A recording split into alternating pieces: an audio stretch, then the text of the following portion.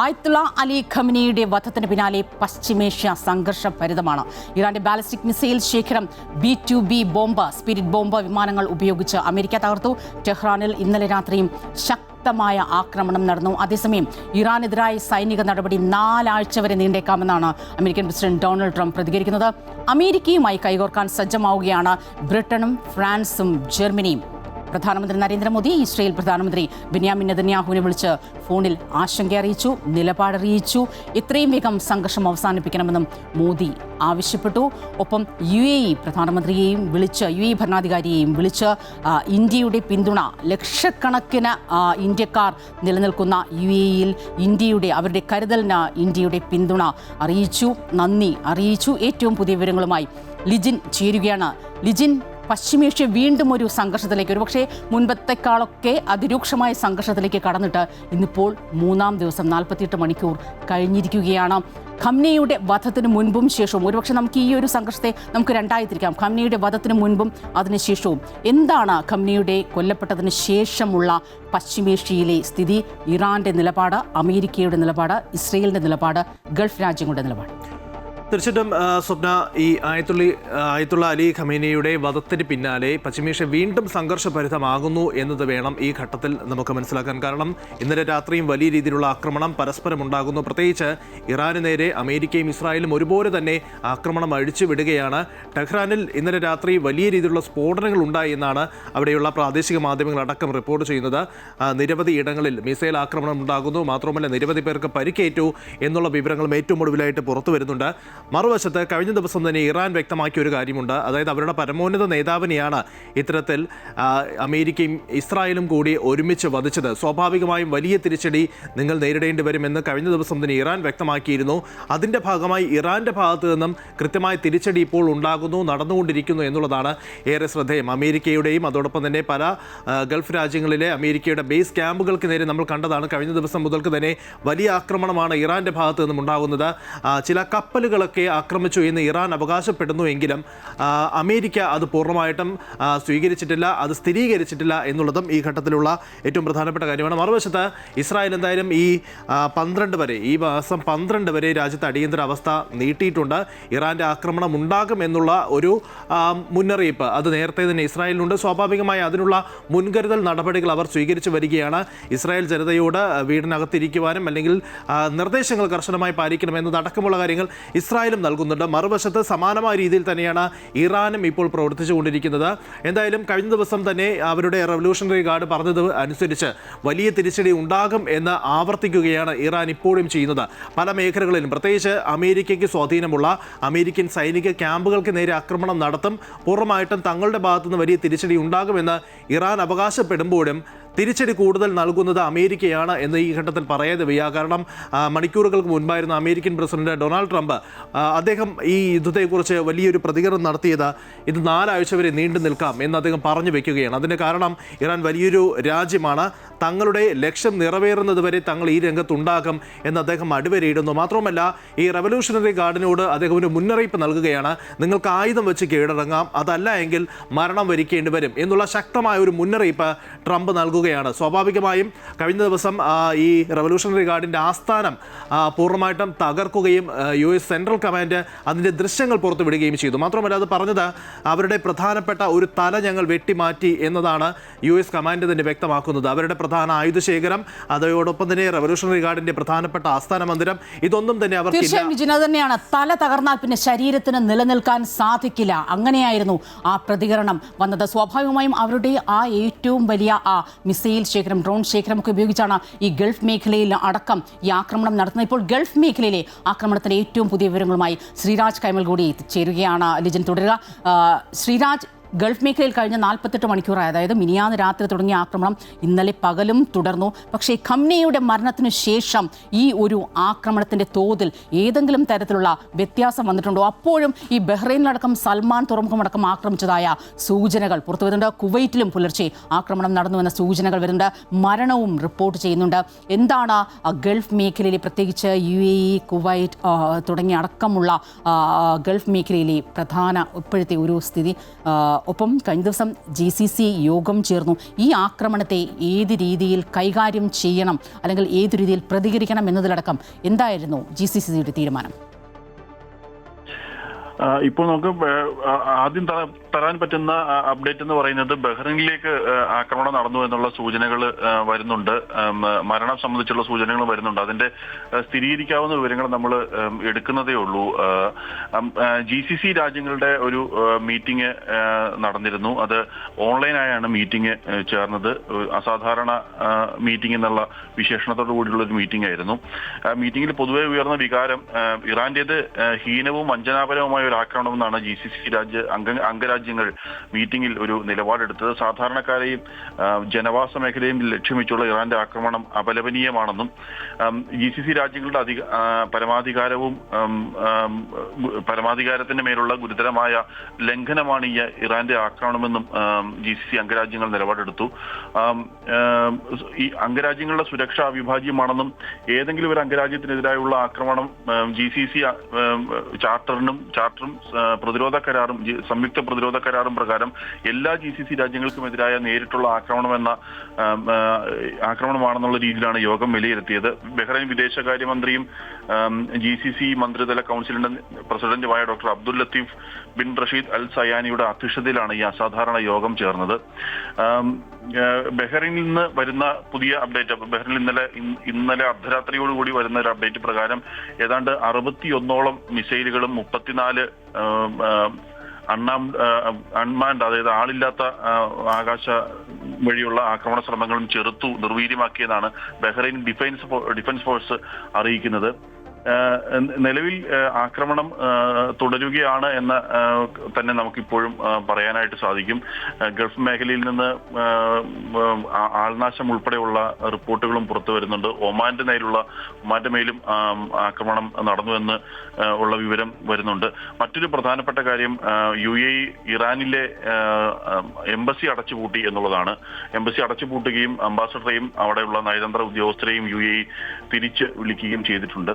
നിലവിൽ ഇത്രയും വിവരങ്ങളാണ് നമുക്ക് ഈ സമയം നമുക്ക് നൽകാൻ സാധിക്കുന്നത്. തീർച്ചയായും ശ്രീരാജ്, അങ്ങേറ്റം അഭിനന്ദനാർഹമായ ഒരു നിലപാട് തന്നെയാണ് GCC ഇക്കാര്യത്തിൽ സ്വീകരിച്ചത് എന്ന് എടുത്ത് പറയേണ്ടിയിരിക്കും.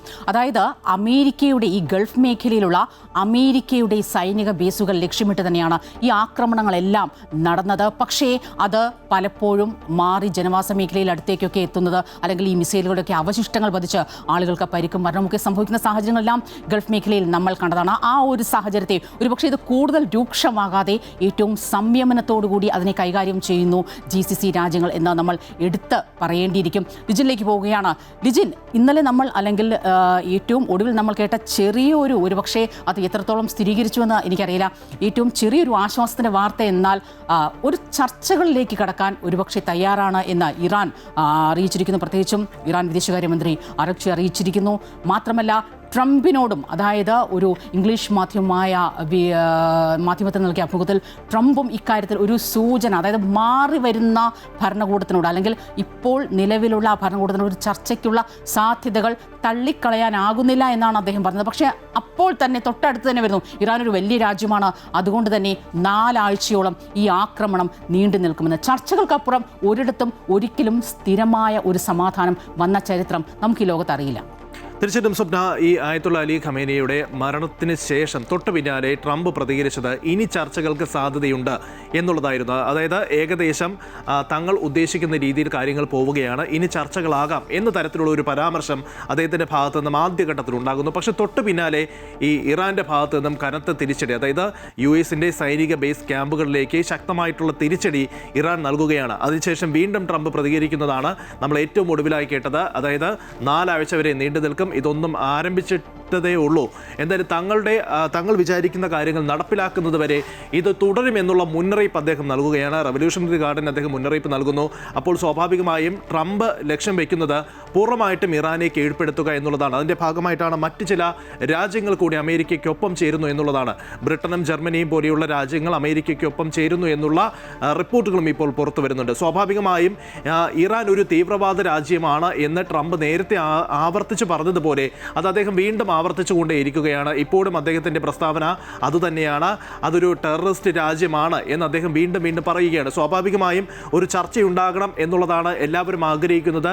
എത്രയും പെട്ടെന്ന് തന്നെ പ്രശ്നപരിഹാരം ഉണ്ടാകണമെന്ന് മറ്റു പല രാജ്യങ്ങളും ഇത്തരത്തിൽ ആവശ്യപ്പെടുമ്പോഴും ഈ ട്രംപിൻ്റെ നിലപാട് വളരെ നിർണായകമാണ്. പ്രത്യേകിച്ച് ഇസ്രായേൽ പ്രധാനമന്ത്രിയും അതോടൊപ്പം തന്നെ ഡൊണാൾഡ് ട്രംപും അടക്കമുള്ളവർ കൃത്യമായ നിലപാടുമായി മുന്നോട്ട് പോകുന്നു. ഇസ്രായേലിൻ്റെ എക്കാലവും ആഗ്രഹിക്കുന്നതും അതുതന്നെയാണ്, ഇറാനെ പൂർണ്ണമായിട്ടും പരാജയപ്പെടുത്തുക, അല്ലെങ്കിൽ ഈ ഖമേനി അടക്കമുള്ളവരെ താഴെ കൊണ്ടുവരിക എന്നുള്ള ഒരു ലക്ഷ്യം അവർക്കുണ്ടായിരുന്നു. അതെന്തായാലും ട്രംപിൻ്റെ കൂടെ സഹായത്തോടുകൂടെ ഒരു സംയുക്ത ഓപ്പറേഷനിലൂടെ അത് സാധിച്ചിരിക്കുന്നു. സ്വാഭാവികമായും വരുന്ന നിർണായകമായിട്ടുള്ള ചർച്ചകൾ നടക്കാനിരിക്കുന്ന വേളയിലാണ് ഇത്തരത്തിലുള്ള ആക്രമണ സംഭവങ്ങൾ ഉണ്ടാകുന്നത് എന്നതും പ്രധാനപ്പെട്ട കാര്യമാണ്. നേരത്തെ ശ്രീരാജ് സൂചിപ്പിച്ചതുപോലെ ഈ പ്രധാനമായും കഴിഞ്ഞ ദിവസങ്ങൾ ഉണ്ടായതിൻ്റെ അത്രയും ഒരു ആഘാതം ഈ ഗൾഫ് രാജ്യങ്ങളിൽ ഇപ്പോൾ ഉണ്ടാകുന്നില്ല എങ്കിൽ പോലും ഭീതി നിലനിൽക്കുന്നുണ്ട് പലയിടത്തും എന്നുള്ളതാണ്. കാരണം ഇറാൻ്റെ കാര്യം അൺപ്രഡിക്റ്റബിൾ ആണ് എന്ന് പറയുന്നത് പോലെ ഏത് നിമിഷവും ഇറാൻ്റെ ഭാഗത്തു നിന്നും ഒരു തിരിച്ചടി ഉണ്ടാകാം. അങ്ങനെ വരുമ്പോൾ സ്വാഭാവികമായിട്ടും അത് വലിയൊരു യുദ്ധത്തിലേക്ക് പോകുമോ എന്നുള്ള ആശങ്ക എല്ലാവർക്കും ഉണ്ട്. മറ്റൊന്ന്, ഈ ഗൾഫ് രാജ്യങ്ങളിലെ US ബേസ് ക്യാമ്പുകളിലേക്ക് ഇത്തരത്തിൽ ആക്രമണം തൊടുത്തുവിട്ടപ്പോൾ ഈ പല ഗൾഫ് രാജ്യങ്ങളും ഇറാനോട് ഒരു വൈമുഖ്യം കാണിക്കുന്നുവോ എന്നുള്ള സൂചനകളും റിപ്പോർട്ടുകളും ഉണ്ടായിരുന്നു. കാരണം ഈ പറഞ്ഞതുപോലെ ഈ അമേരിക്കയുടെ ബേസ് ക്യാമ്പുകളിലേക്കാണ് ആക്രമണം നടത്തുന്നു എങ്കിൽ പോലും ഈ ഗൾഫ് രാജ്യങ്ങളിലെ ജനങ്ങൾക്ക് മേൽ, സാധാരണക്കാരുടെ മേൽ ഇത്തരത്തിലുള്ള ഈ ആയുധങ്ങളും മിസൈലിൻ്റെ കഷ്ണങ്ങളും ഒക്കെ പതിച്ച് അവർക്കും അപകടം ഉണ്ടാകുന്ന ഒരു സാഹചര്യമുണ്ട്. അങ്ങനെ ഇറാൻ ചെയ്ത ചില കാര്യങ്ങൾ അവർക്ക് തന്നെ തിരിച്ചടിയാകുന്നുവോ എന്നുള്ള ചില റിപ്പോർട്ടുകളും സൂചനകളും ആദ്യഘട്ടത്തിൽ ഉയർന്നു വന്നിരുന്നു. എന്തായാലും ഈ ട്രംപ് പറയുന്നത് പോലെ ഇത് 4 ആഴ്ച വരെ നീണ്ടു നിൽക്കും എന്ന് പറയുമ്പോൾ കൃത്യമായിട്ടുള്ള ഒരു മുന്നറിയിപ്പ് അദ്ദേഹം നൽകി വെക്കുകയാണ്. ഞാനൊന്ന് ഇടപെടുകയാണ്. ട്രംപ് പറഞ്ഞ ആ വാക്കുകൾ ഒരുപക്ഷേ യുദ്ധത്തിനുള്ള ഇത് അവസാനിക്കാനുള്ള സാധ്യതകൾ എന്തെങ്കിലും ഉണ്ടോ? നമുക്ക് ട്രംപിന്റെ വാക്കുകൾ ജസ്റ്റ് ഒന്ന് കേൾക്കാം. Over the past 36 hours, the United States and its partners have launched Operation Epic Fury, one of the largest, most complex, most overwhelming military offensives the world has ever seen. Nobody's seen anything like it. We have hit hundreds of targets in Iran, including Revolutionary Guard facilities, Iranian air defense systems. Just now it was announced that we knocked out 9 ships plus their naval building, all in a matter of literally minutes. ശക്തമായ ആക്രമണം നടത്തി, ഇറാനിൽ ശക്തമായ ആക്രമണം നടത്തിയെന്ന് തന്നെയാണ് Trump ആവർത്തിച്ച് വ്യക്തമാക്കുന്നത്. ഇതിനിടയ്ക്കും ലിജിൻ എടുത്തു പറയേണ്ട ഒരു കാര്യമുണ്ട്. അതായത് ഈ ഒരുപക്ഷെ ഒമാനെ ആക്രമിച്ചേക്കില്ല എന്നൊരു ഒരു പ്രതീക്ഷയായിരുന്നു, അല്ലെങ്കിൽ ഒരു തോന്നലായിരുന്നു നമുക്കെല്ലാം ഉണ്ടായിരുന്നത്. ഈ സൂചിപ്പിച്ചതുപോലെ മധ്യസ്ഥ ചർച്ചകൾക്ക് എപ്പോഴും മുൻകൈയെടുക്കുന്ന രാജ്യമാണ്. പക്ഷേ ഒമാനെ പോലും ആക്രമിച്ചു എന്നാണ് നമ്മൾ എടുത്തു പറയേണ്ട കാര്യം. പക്ഷേ ഒമാൻ എന്ന് പറയുമ്പോൾ ഈ സൂചിപ്പിച്ചതുപോലെ ഒമാനെയല്ല ലക്ഷ്യം വെക്കുന്നത്, അവിടുത്തെ അമേരിക്കൻ ബേസുകളെ, അമേരിക്കൻ ക്യാമ്പുകളെ തന്നെയാണ് ലക്ഷ്യം വെക്കുന്നത്. എടുത്തു പറയേണ്ട മറ്റൊരു കാര്യം, ഈ ഒരു സംഘർഷം എണ്ണവിലയിലടക്കം ഉണ്ടാക്കിയ, നേരത്തെ തന്നെ ഇറാൻ ഇതിനെ ഒരു സാമ്പത്തിക യുദ്ധമാക്കി കൂടി മാറ്റാനുള്ള ശ്രമം നടത്തുന്നുവെന്ന് നേരത്തെ തന്നെ കഴിഞ്ഞ ദിവസം തന്നെ ഈ റിപ്പോർട്ടുകളെല്ലാം ഉണ്ടായിരുന്നു. ഹോർമൂസ് കടലെടുക്ക് അടച്ചതടക്കം ഇപ്പോൾ അതിൻ്റെ ഒരു പ്രതിഫലനം കണ്ടു തുടങ്ങിയിരിക്കുന്നു. അതായത് എണ്ണവിലയടക്കം ഇത് ബാധിച്ചിരിക്കുന്നു എന്നാണ് മനസ്സിലാക്കാൻ സാധിക്കുക. 9%, 10% ഒക്കെ ഈ എണ്ണവിലയിൽ ഒരു വർധനവ്, ക്രൂഡ് ഓയിൽ വിലയിലൊരു വർധനവ് ഉണ്ടായി എന്ന സൂചനകൾ വരുന്നുണ്ട്. എങ്ങനെയാണ് നമുക്ക് അതിനെ ഒന്ന് കാണേണ്ടത്? തീർച്ചയായിട്ടും സ്വപ്ന, ഈ ഹോർമുസ് കടലിടുക്കുമായി ബന്ധപ്പെട്ട് ഇപ്പോൾ പറയുമ്പോൾ ഏറ്റവും ഒടുവിലായി വരുന്നത് ഈ കപ്പലുകൾക്ക് നേരെ, ഹോർമുസ് കടലിടുക്കിലെ കപ്പലുകൾക്ക് നേരെ ആക്രമണം നടത്തി എന്നുള്ളതാണ് ഇറാൻ അവകാശപ്പെടുന്നത്. മാത്രമല്ല ഇത് അമേരിക്കയുടെ കപ്പലാണ് എന്നുള്ളതാണ് ഇറാൻ ഇപ്പോൾ പറയുന്നത്. പക്ഷേ ഔദ്യോഗികമായിട്ടുള്ള സ്ഥിരീകരണം എന്തായാലും അമേരിക്കയുടെ ഭാഗത്തു നിന്നും ഉണ്ടായിട്ടില്ല. ഇനി എണ്ണവിലയുമായി ബന്ധപ്പെട്ടുള്ള കാര്യത്തിൽ എണ്ണവിലയിൽ വലിയ വർധനവ് ഉണ്ടാകുന്നു എന്നുള്ളതാണ്, വലിയ ആശങ്ക അക്കാര്യത്തിൽ നിലനിൽക്കുന്നു എന്നുള്ളതാണ്. കാരണം ഏറ്റവും പ്രധാനപ്പെട്ട ഒരു ഗതാഗത പാത കൂടിയാണ് ഹോർമുസ് കടലിടുക്ക്. അത് പൂർണ്ണമായിട്ടും അടക്കില്ല എന്ന് കഴിഞ്ഞ ദിവസം ഇറാൻ പറഞ്ഞു വെക്കുമ്പോഴും ഈ ഒരു യുദ്ധത്തിൻ്റെ അല്ലെങ്കിൽ ഈ ഒരു സംഘർഷത്തിൻ്റെ ഭാഗമായി നോക്കുമ്പോൾ അത് ഏതു രീതിയിലായിരിക്കും ലോകരാജ്യങ്ങളെ, പ്രത്യേകിച്ച് എണ്ണ വ്യാപാരത്തെ ബാധിക്കുക എന്നുള്ളതാണ് ഏറെ പ്രധാനപ്പെട്ട കാര്യം. എന്തായാലും ഇന്ത്യ അടക്കമുള്ള രാജ്യങ്ങളിൽ ഇത് കാര്യമായി ബാധിക്കില്ല എന്ന് പറയുമ്പോഴും മറ്റു പല രാജ്യങ്ങളും ഈ എണ്ണയെ ആശ്രയിക്കുന്ന, അല്ലെങ്കിൽ ആഗോള എണ്ണ വിലയിൽ ഇത്തരത്തിലുള്ള വലിയ വ്യതിയാനങ്ങൾ ഉണ്ടാകുമ്പോൾ അത് മറ്റു പല രാജ്യങ്ങളെയും കാര്യമായി തന്നെ ബാധിച്ചേക്കാം എന്നുള്ളതാണ്. അതുകൊണ്ട് തന്നെയാണ് എല്ലാ രാജ്യങ്ങളും ഒരുമയോടെ എത്രയും പെട്ടെന്ന് തന്നെ ഈ സംഘർഷത്തിന്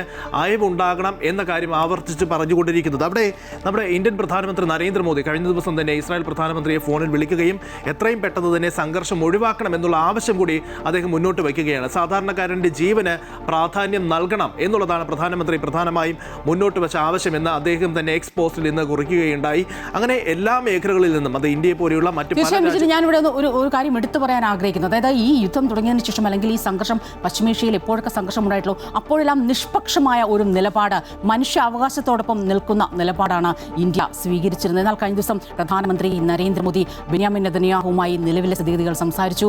ഒപ്പം UAE ഭരണാധികാരിയുമായി സംസാരിച്ച് അദ്ദേഹത്തിന്, അതായത് 80 ലക്ഷത്തോളം വരുന്ന ഇന്ത്യക്കാരുടെ, മലയാളികളടക്കമുള്ള ഇന്ത്യക്കാരുടെ സുരക്ഷയ്ക്ക് കരുതൽ നൽകുന്ന UAE ഭരണാധികാരിക്ക് അദ്ദേഹം നന്ദി അറിയിക്കുകയും കൂടി ചെയ്തു.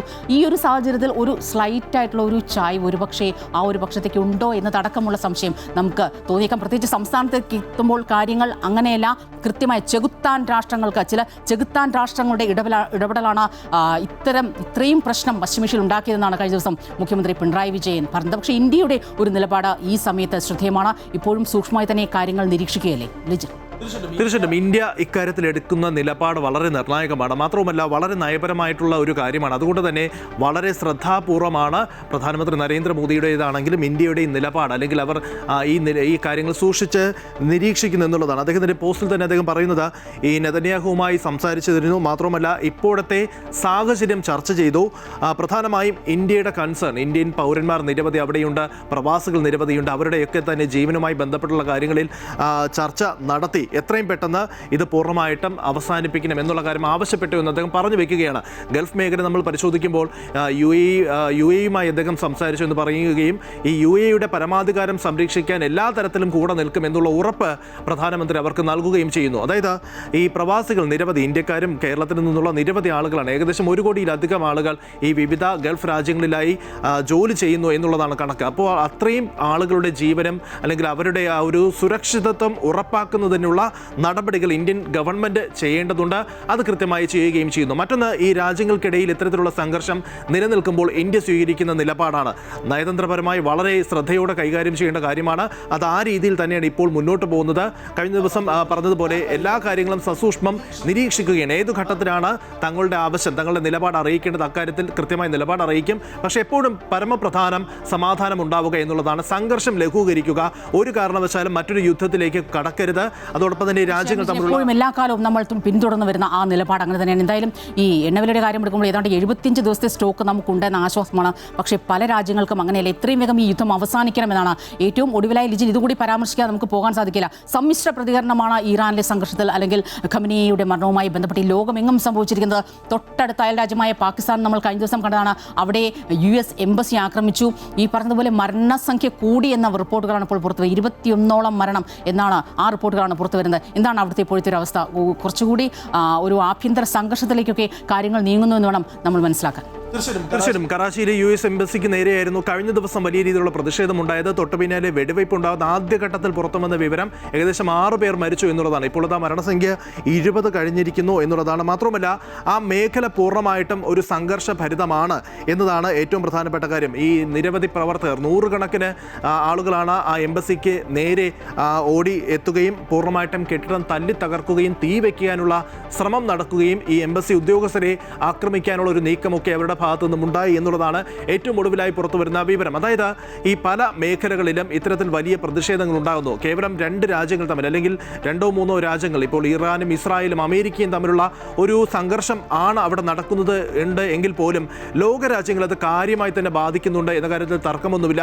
അത് എണ്ണവിലയുടെ കാര്യത്തിലാണെങ്കിലും ഇത്തരത്തിൽ വിവിധ രാജ്യങ്ങളിൽ ഉണ്ടാകുന്ന എംബസിയുമായി ബന്ധപ്പെട്ടുള്ള വിഷയത്തിലാണെങ്കിലും അത് പല രാജ്യങ്ങളെയും കാര്യമായി തന്നെ ബാധിക്കുന്നുണ്ട്. അത് സാധാരണക്കാരൻ്റെ ജീവിതത്തെ ബാധിക്കുകയും ചെയ്യുന്നുണ്ട്. അതുകൊണ്ട് തന്നെയാണ് നേരത്തെ പറഞ്ഞതുപോലെ എല്ലാ രാജ്യങ്ങളും ഒരുപോലെ ഈ സമാധാനം ഉണ്ടാകണം, ചർച്ചകൾ ഉണ്ടാകണം എന്നുള്ള ആവശ്യം. ഈ യുദ്ധത്തിന്റെ ഗതി എത്രയും വേഗം ഇത് അവസാനിക്കുന്നു എന്ന് തന്നെയാണ് നമ്മൾ അറിയേണ്ടത്.